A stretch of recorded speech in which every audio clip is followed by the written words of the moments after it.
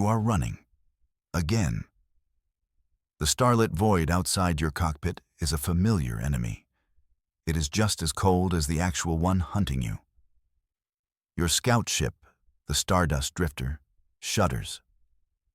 Another proximity alert screams for attention. You silence it with a practiced jab. The alert system has been screaming for 3 weeks straight. You're starting to think it just likes the sound of its own voice.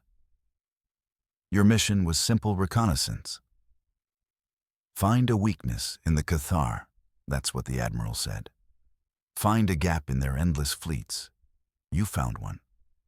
The problem was a Cathar destroyer squadron found you at the same time. Now you are the Alliance's most wanted message courier. You carry news that could save a star system.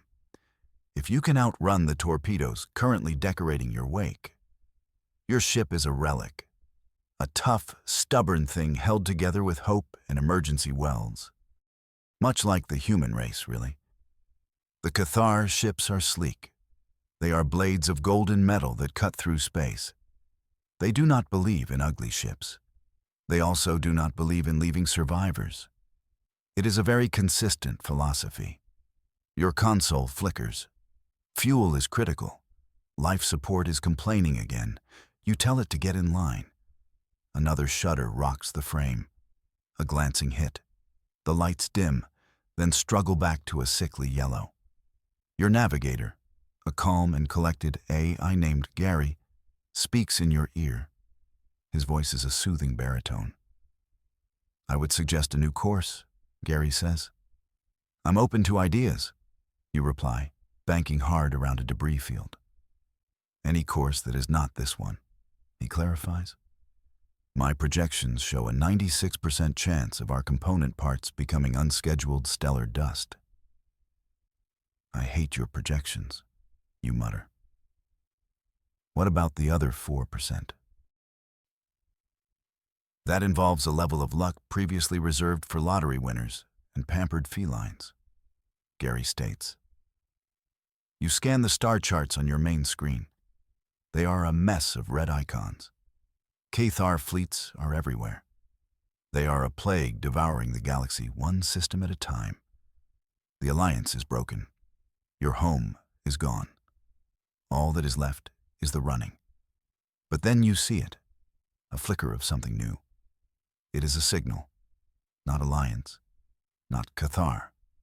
It is a tight beam transmission from a sector marked uninhabited. More than that, it is marked with ancient warnings. Here be dragons, the old map said. These maps just had a skull and crossbones. Subtlety was never humanity's strong suit. The signal is a simple, repeating pulse, a heartbeat in the dark.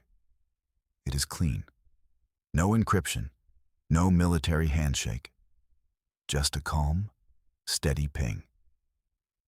It is coming from the Oort cloud of a dead star. A place no one has visited for 10,000 years. A place everyone was told to forget. Gary, analyze that signal, you order. Your hands fly over the controls. You divert the last of your emergency power to the engines.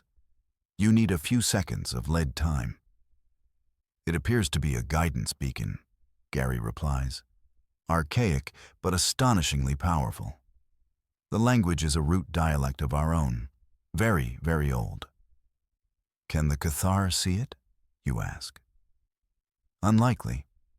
Their receivers are not configured for this frequency. It is inefficient, like shouting with your hands cupped around your mouth. This is your chance, a choice. Follow the hunters into a known trap, or follow a ghost into the complete unknown.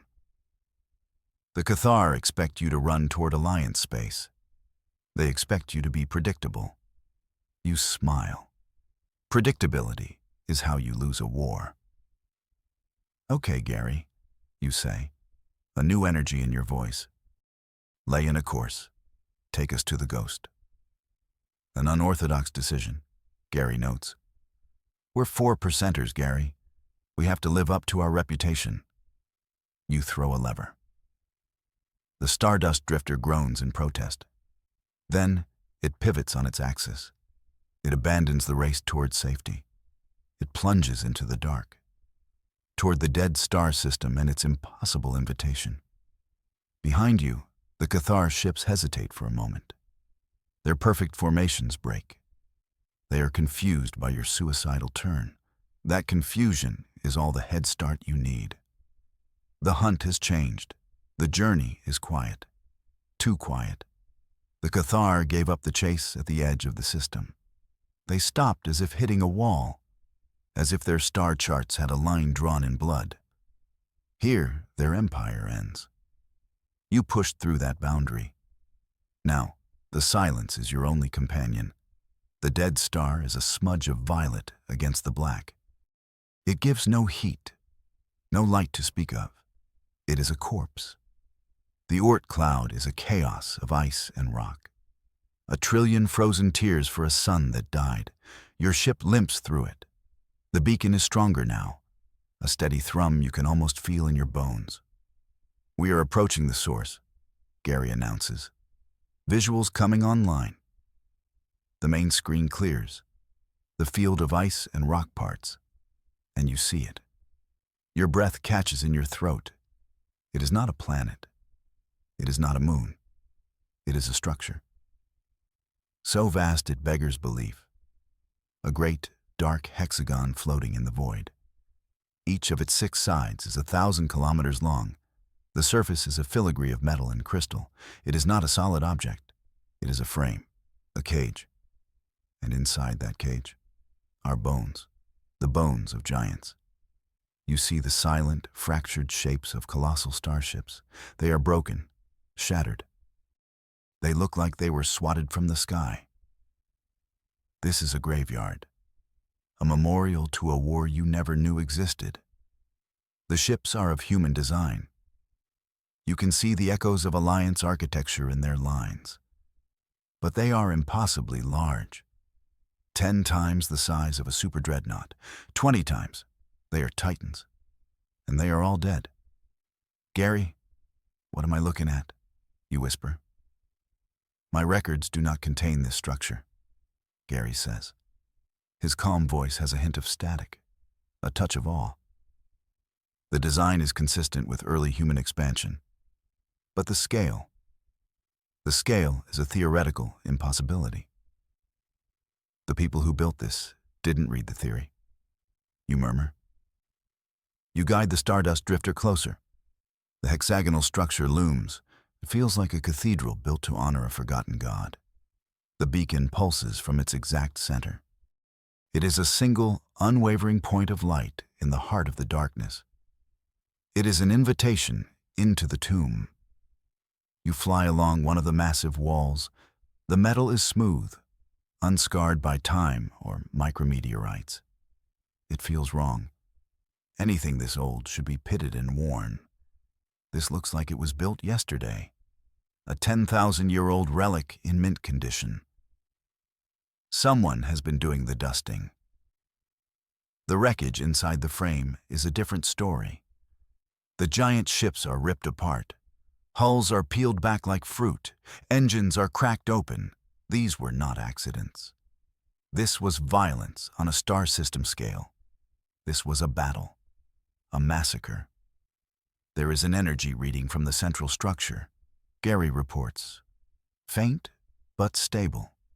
It matches the beacon's frequency. Is it a defense grid? You ask. The last thing you need is to be zapped by an ancient security system. Negative, it appears to be. On the welcome mat. The structure is opening. You look ahead. A section of the hexagon glides open. It moves with impossible silence. No grinding gears, no thrum of engines. Just a silent, perfect geometry of motion. It reveals a passage into the dark interior. The beacon flashes once, brightly. It is calling you home. You hesitate for only a moment. Out here is the slow death of empty space, or the quick death of a Cathar patrol. In there is an answer. Maybe not the one you want. but an answer nonetheless. "All right, Gary, take us in," you say, your voice steady. "Let's not keep our hosts waiting. It's rude." The Stardust Drifter is a fly buzzing into the mouth of a leviathan. It slips through the opening. The great door seals behind you, and you are plunged into perfect, absolute blackness. The darkness is total. Your ship's external lights cut into it. They reveal nothing but more black. The silence is a physical pressure. You are inside the great hexagon now, sealed off from the rest of the universe. The beacon is gone. You are alone. All external sensors are offline, Gary says.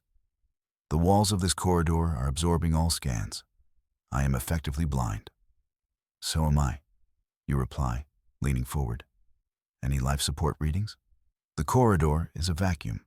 No atmosphere, no pressure. You drift forward. Your only guide is the memory of the beacon's location. The passage is wide enough for a battleship. Your little scout ship feels like a lost thought.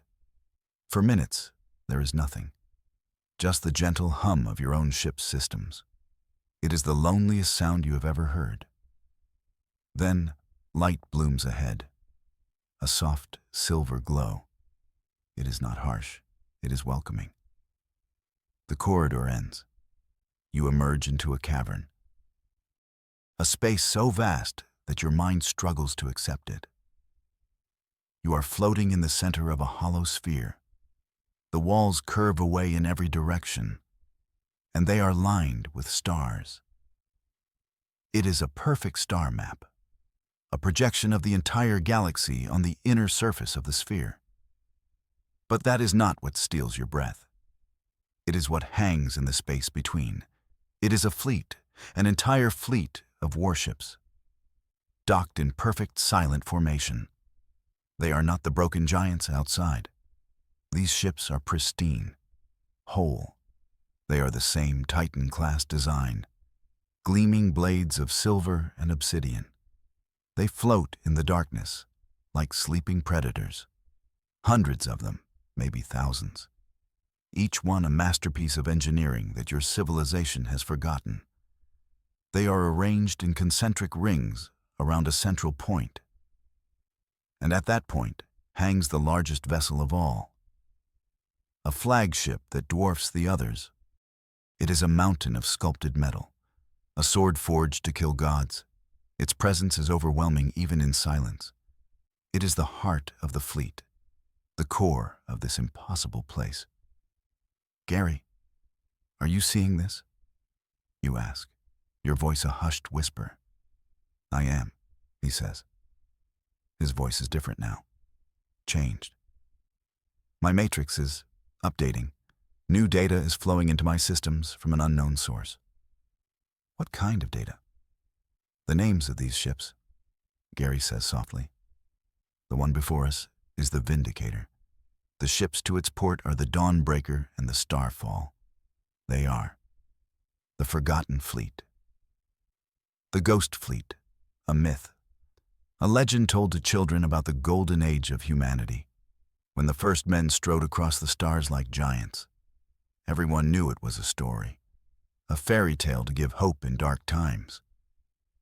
But the proof is here, hanging in the silent, star-dusted void. You pilot the drifter slowly through the lanes of sleeping titans. You feel like a trespasser in a holy place. The ships are cold, dead. There are no energy signatures, no lights, no sign of life. They have been waiting here for millennia, a silent testament to a lost power. The sheer waste of it all makes you angry. Humanity is out there, dying, fighting with scraps against the Cathar, and this treasure trove was just sitting here, hidden away. What kind of ancestors would do that? What kind of cosmic joke was this? Your ship drifts toward the central flagship, the Vindicator. It is a beautiful and terrible thing. It radiates an aura of power even in slumber. As you get closer, a single light appears on its hull, a soft blue glow. It pulses in time with the beacon that led you here. It sees you. It knows you have arrived. The hangar bay doors of the flagship begin to open. A section of the lower hull retracts with that same impossible silence. It reveals a cavernous opening, an invitation to land, an invitation to step out of your world and into legend. It seems we have an appointment, you say. Indeed, Gary replies. Shall I inform them we are running slightly behind schedule? Perhaps 10,000 years late. You manage a weak smile. Just park the ship, Gary. Let's see what the welcome wagon has for us. You land the Stardust Drifter inside the flagship's hangar. The bay is enormous. It could hold your entire squadron with room to spare. The moment your landing gear touches the deck, the bay doors close. The silence returns. Then, the hangar floods with light and breathable air. Atmosphere is standard, Gary reports. Pressure, temperature, all within human norms. It is as if they were expecting us. Maybe they were, you say. You unbuckle yourself from the pilot's seat. Your legs feel shaky. You have been sitting for too long. Or maybe you are just terrified. It is probably a bit of both. You stand and walk to the ship's ramp. It lowers with a hiss. You stand at the top, looking out. The hangar is pristine, not a speck of dust. The floor is a polished black material that reflects the soft light. There is no ground crew, no reception committee, just you, your little ship, and the overwhelming scale of everything. You take a deep breath. You walk down the ramp. Your boots make no sound on the strange deck. The air tastes clean, recycled, but pure. It feels ancient.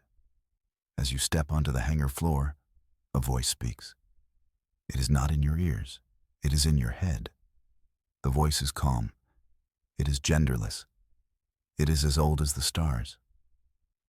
Welcome, descendant. You freeze. You look around the empty hangar.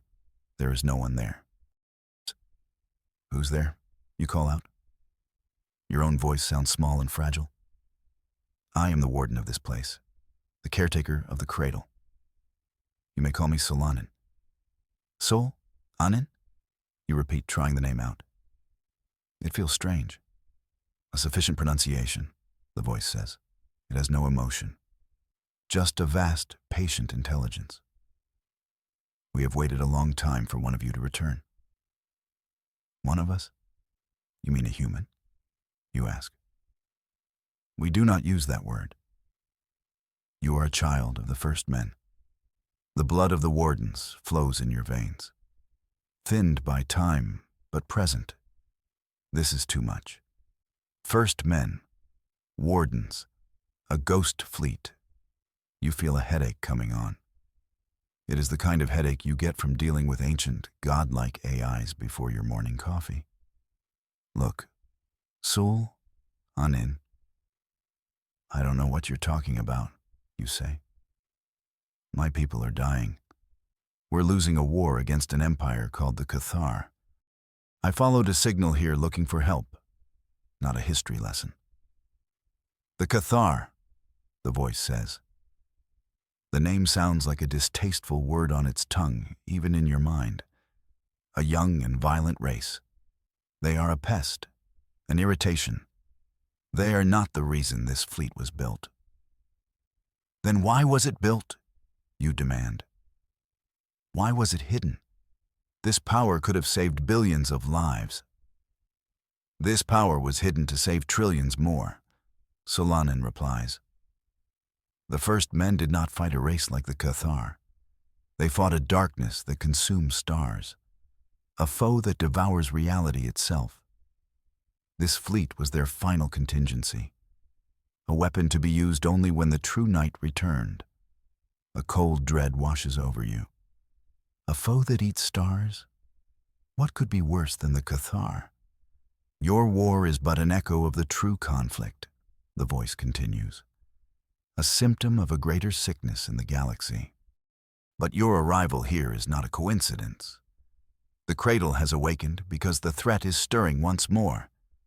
Your people are not losing a war. They are the first casualties of a new one.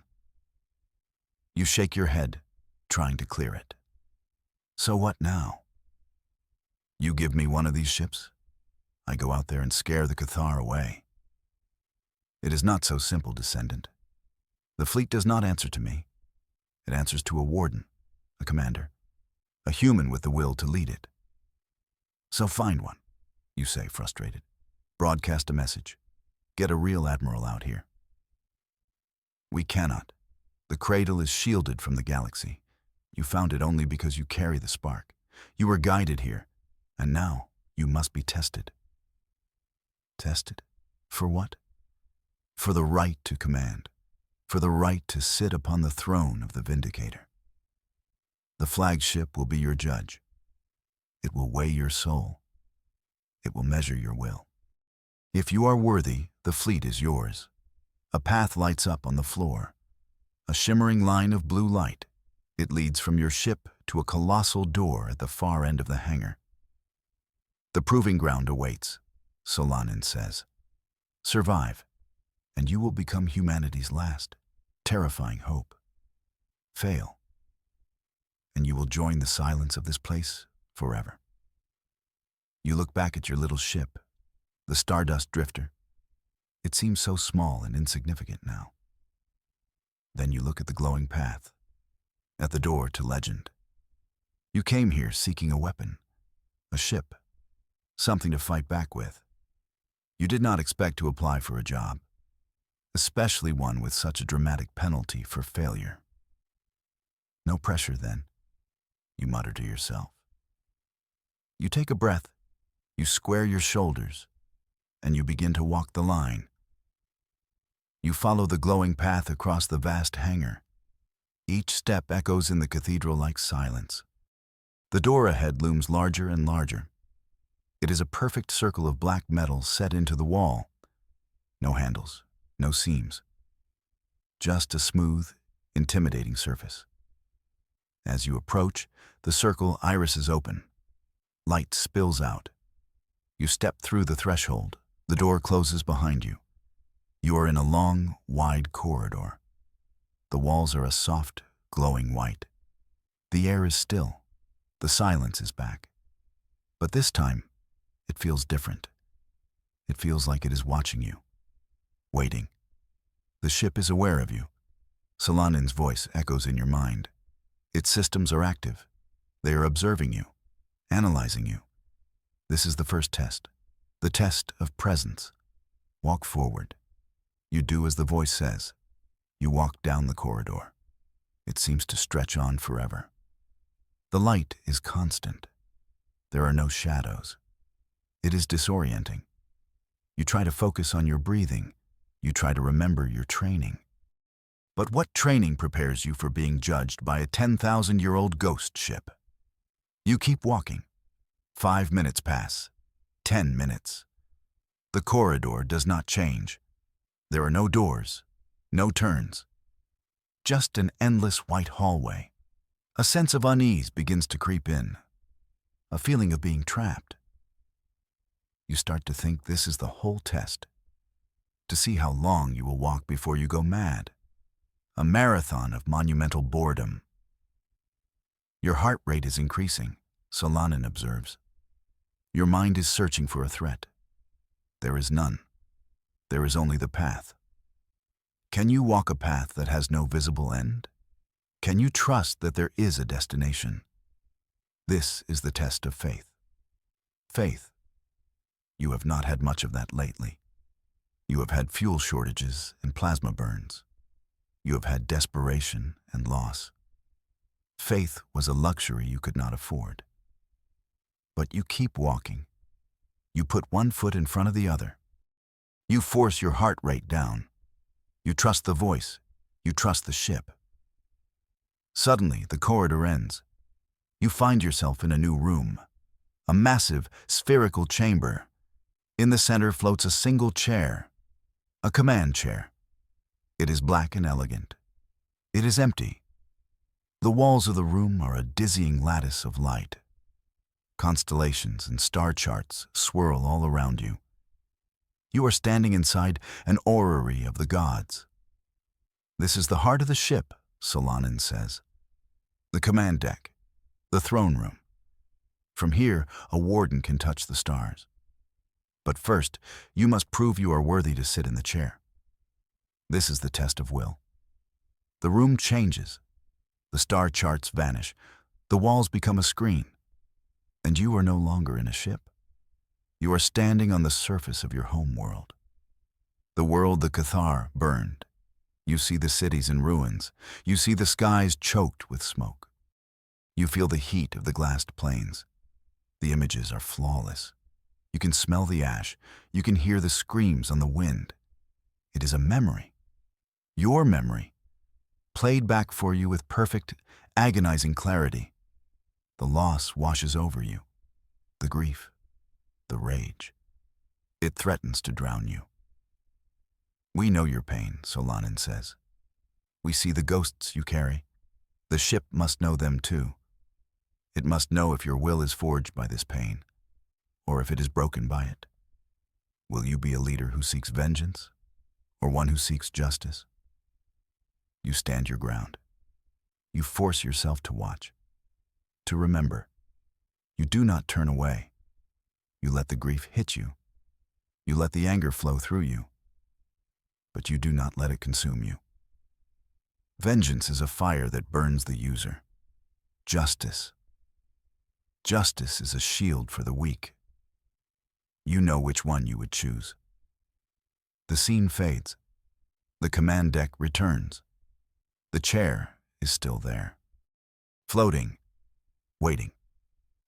You have endured, Solanin says. The voice holds a new tone, something that might be respect. Your pain does not master you. You have passed the second test.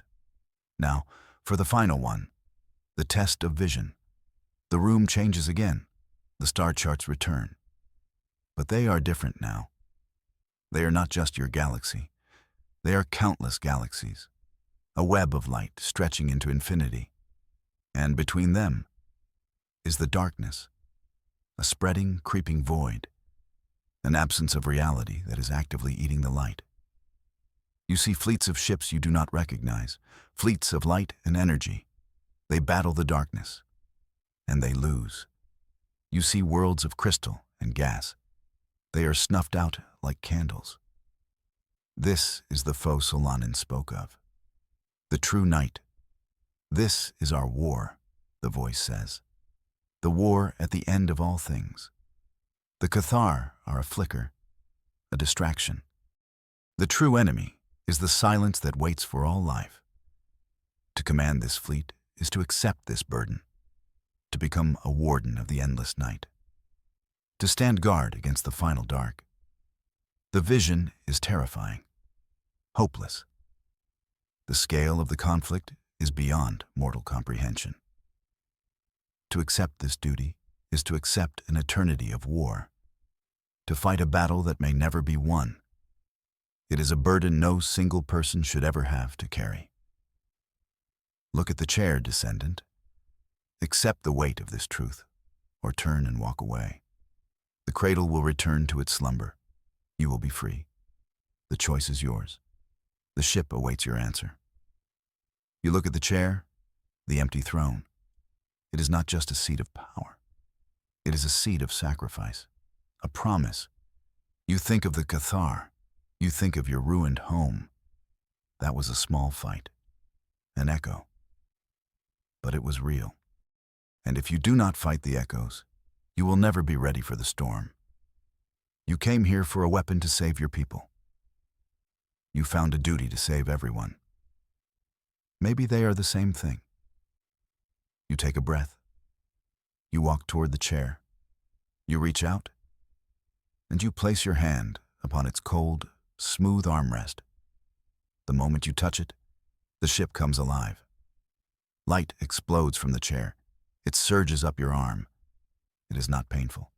It is a torrent of pure information. 10,000 years of history, star charts, weapon schematics, battle tactics. The knowledge of the first men floods your mind. You do not just see it, you understand it.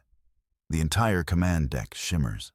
The swirling lights resolve into tactical displays, energy grids, system status reports. The ship is waking up around you. You feel its immense power stirring from a long, long sleep.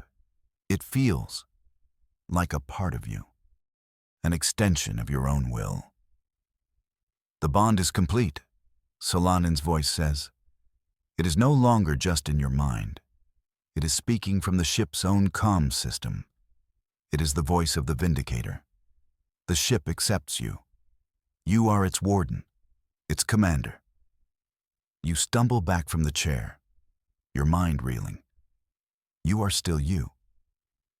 But you are more. You know things you should not know. You know how to reignite a star. You know how to fold space. You know how to build a weapon that can crack a planet like an egg. It is exhilarating. It is terrifying. What is happening? You ask, your own voice sounding distant. The ship's core is preparing for ignition, Solanin explains. For 10 millennia, it has slept. Now, it will burn again. The cradle can no longer remain hidden. The galaxy must know that the wardens have returned. You are thrown to the deck as the ship hums.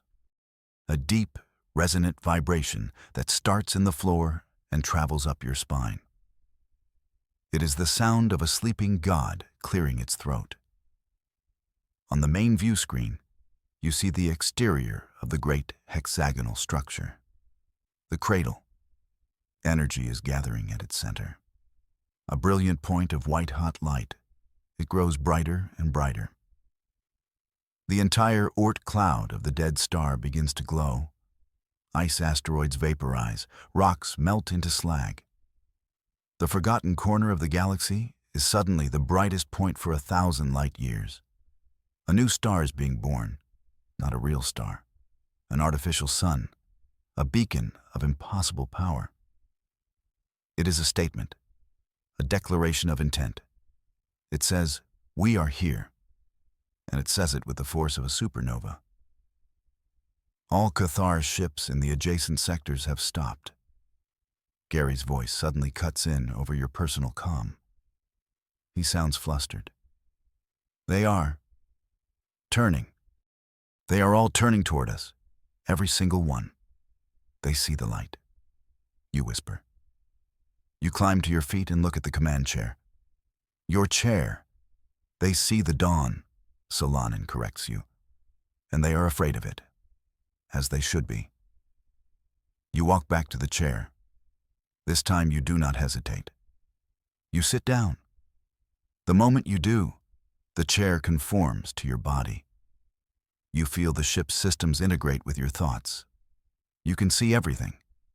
The hangar with your little scout ship, the awakening fleet in the cradle outside, the newborn star blazing in the void, and the fleets of the Cathar, hundreds of ships, turning to face this new, impossible light. They think it is a star-born event, a cosmic anomaly. They have no idea what they are looking at. They do not know that they are staring into the eyes of their own extinction. They see a light in the darkness. You are the shadow it casts. Commander, Solanin's voice says, awaiting your command. The fleet is yours. The night is listening. What are your orders? You look at the approaching wave of red icons on the tactical display. They are coming to investigate, to crush the unknown, to maintain their grip of fear on the galaxy.